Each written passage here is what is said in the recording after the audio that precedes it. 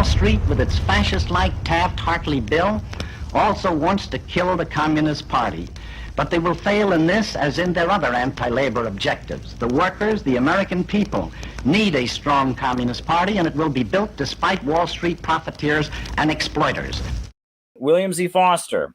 William Z. Foster is a great figure from U.S. history, and he knew how to organize strikes more than anybody. And the fact that he's involved in this, that his teaching and his labor organizing tactics are being utilized, that is really, really important. It's important for a number of reasons. First of all, just like the synthetic left hates Chris Smalls because he's trying to speak to actual workers, not wokes, the synthetic left hates William Z. Foster.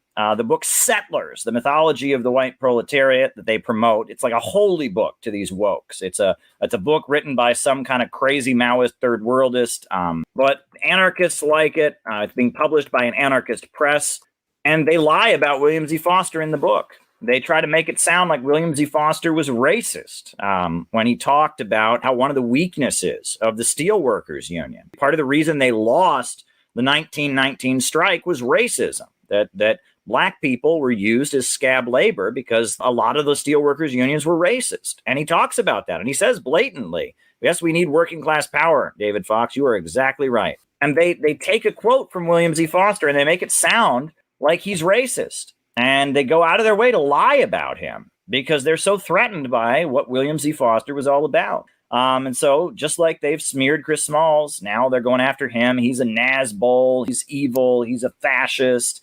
Oh my gosh, how dare he criticize AOC? How dare he go on Tucker, even though he said he has no grudge against AOC. He wished she'd been there for him.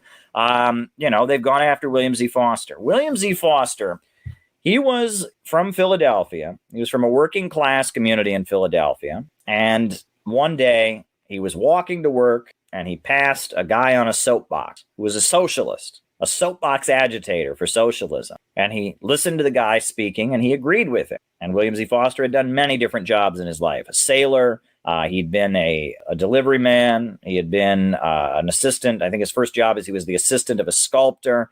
And he'd done many, many different jobs. And he heard a socialist agitator and he agreed with him. And since he was a traveling worker, he joined the Industrial Workers of the World, the IWW, which was the radical labor union that organized, quote unquote, unskilled workers. Because back then, the American Federation of Labor, the main labor union, would not organize workers they considered to be unskilled. If you were a steel worker, or if you were a coal miner, or if you were a meat packer, or if you had any job, if you were a textile worker that wasn't considered a skilled trade, they wouldn't organize you. So the union for unskilled workers or industrial workers, they were called, was called the IWW, the Industrial Workers of the World. And William Z. Foster joined it. And the IWW was a radical union. It was a syndicalist union, meaning they wanted the workers to seize control of their factories. They didn't believe in voting. They didn't believe in trying to change labor laws. It was all about the struggle of the employer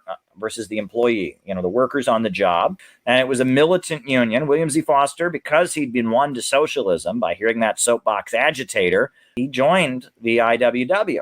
And the IWW, they used to engage in free speech fights. They would go to a town and they would have speeches, giving speeches, and the local police would arrest them. And so then all the wobblies from all over the country would go to that town and one by one get arrested. And, and pretty soon the town's jails would be full and there'd be all kinds of radicals from all over the country piling into this one town.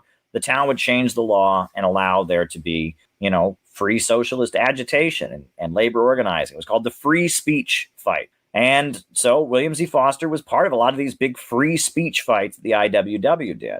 But one thing that William Z. Foster realized was that the American Federation of Labor, the AFL, the main union, had a lot more money and resources and had a lot more people in it. And the IWW, the Industrial Workers of the World, was very isolated. And so William Z. Foster and his allies, they joined the American Federation of Labor, but they formed a faction within it. And that faction that they formed was called the Syndicalist League of North America. And they were a group of radicals that infiltrated the AFL. And with the Syndicalist League of North America, they set up shop in Chicago.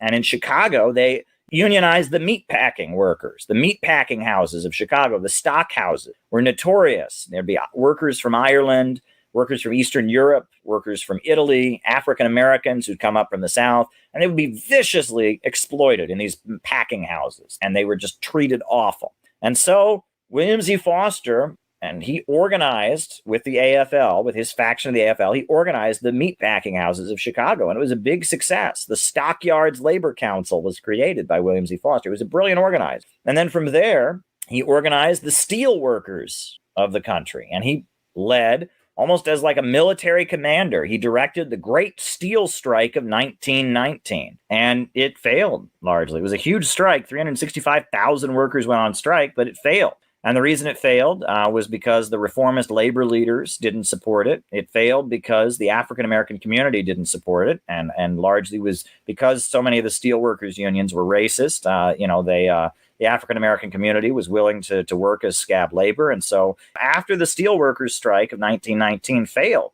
William Z. Foster, he went to the Soviet Union and he met with Lenin.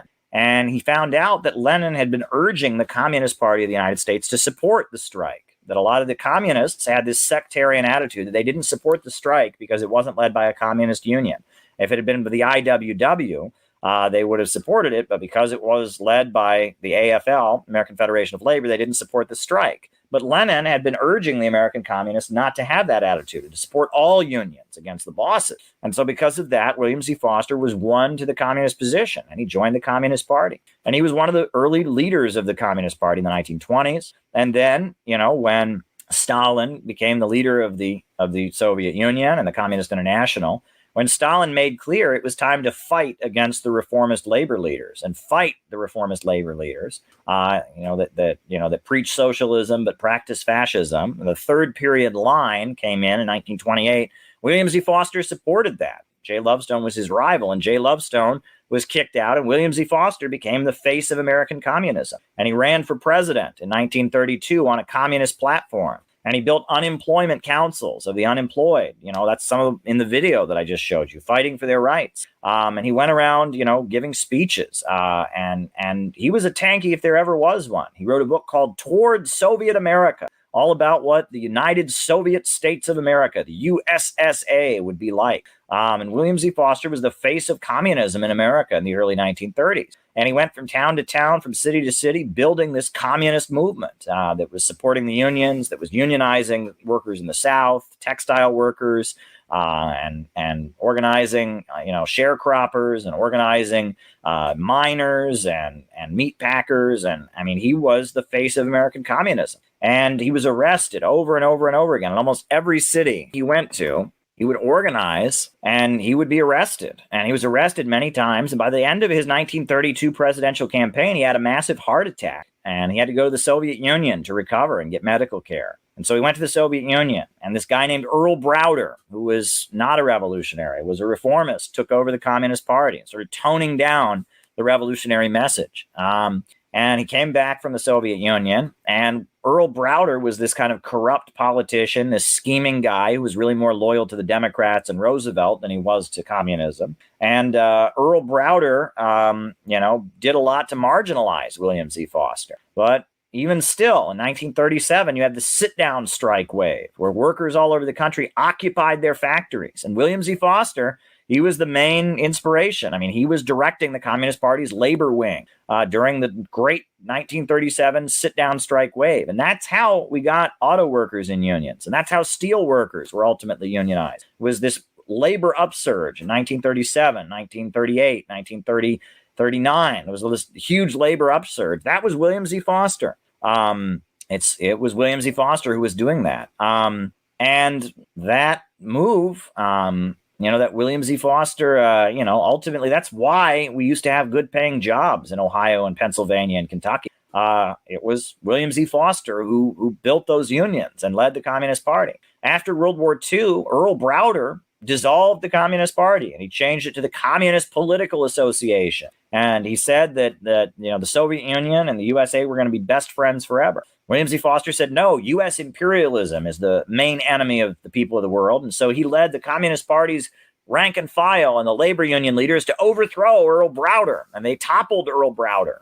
And Mao sent William Z. Foster a telegram congratulating him for defeating the reformist Earl Browder. And William Z. Foster became the leader of the Communist Party during the McCarthy period, during the witch hunt. And he led the Communist Party to restore their support for black nationalism and their support for the Black Belt. And he wrote a history of the African-American people in the United States and their struggle for freedom. It's a beautiful book.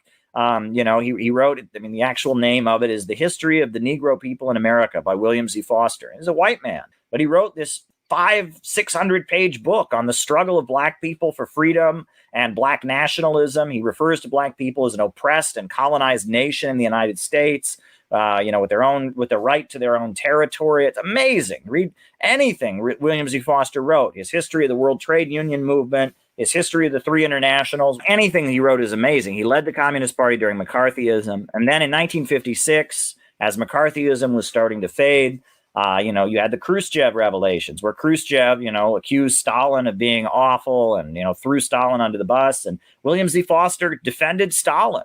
And he defended Stalin against Khrushchev. And he took the hardline position.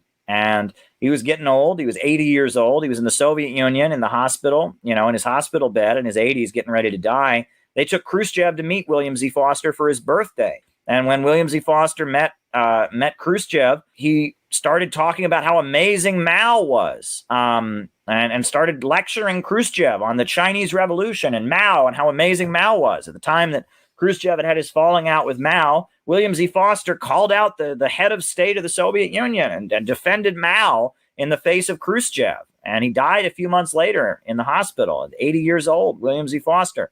He died, and Khrushchev was so angry he didn't even come to his Soviet funeral, his state funeral. Brezhnev came, but Khrushchev didn't even come. William Z. Foster was a great hero of the American working class. He was a hardliner. He was a tanky. He was an anti-revisionist. He loved Stalin. He loved Mao. He organized the working class. He knew how to build unions. He was a militant. He was a radical. He fought against sellout leaders like Earl Browder. He was an amazing person, just an amazing figure.